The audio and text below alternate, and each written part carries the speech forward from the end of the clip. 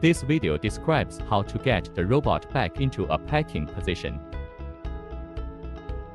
Before the robot returns to the packing position, it is necessary to switch the tool and workpiece coordinate system to 0.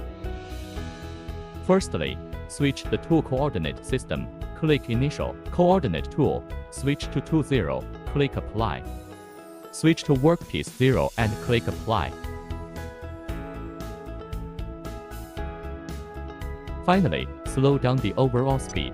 Next, we click on Application Tools Application Robot Packaging in turn. Click to move to 0 position. The robot will move slowly to 0 position. It is recommended to adjust the speed according to the actual situation to avoid collision. Click to move to packing position. The robot will move into a packing position.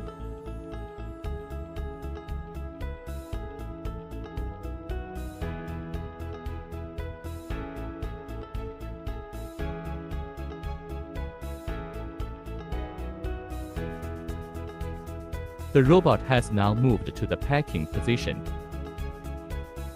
The screws and connecting wires can be removed normally, and the robot can be placed in the packing box.